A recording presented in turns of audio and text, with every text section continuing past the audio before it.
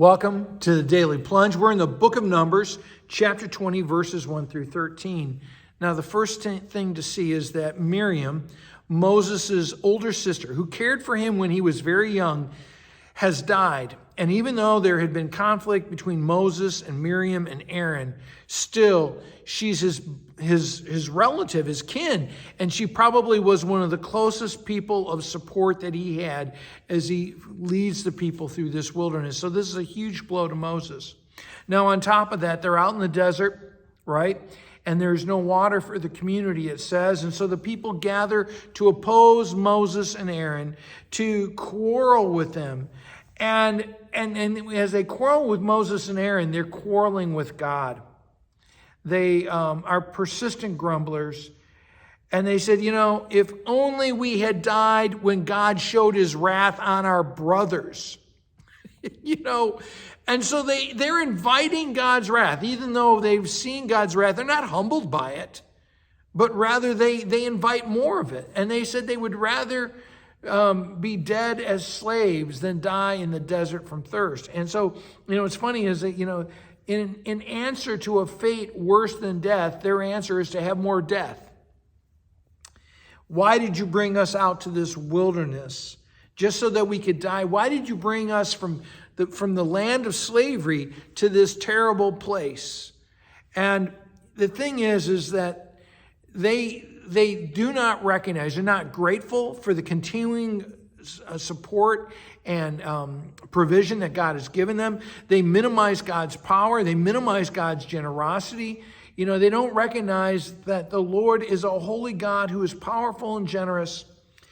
And so Moses and Aaron fall down before the Lord in prayer. And the Lord says, I want you to take your staff and I want you to go out to this rock. And I want you to preach to the rock, right? Before their eyes, so that water will pour out. And so God is intent to have his word spoken and his promise, his power revealed. But Moses is hurt. His ego is damaged by these people. And rather than preach the word to them that God intends, he scolds them. You rebels, he calls them. Right? Because he says that to them. You rebels, listen. And he says, he speaks about him and Aaron, must we bring water out of the rock? And so they're claiming a power that doesn't belong to them. And he strikes the rock twice because he had done that before and he thought the same old thing would work again. And so the Lord says to him, because of this, this double tap arrogance of yours, because you did not trust me enough to honor me as holy in the sight of Israel, to trust me that I would take care of you and also take care of the Israelites. Now you yourself will not enter into the promised land. And then we're told at the end that this will be known as Meribah, which is referenced in Psalm 81, Psalm 106, Psalm 95, as a place of quarreling with God and the anger of the Lord because they were tested by God.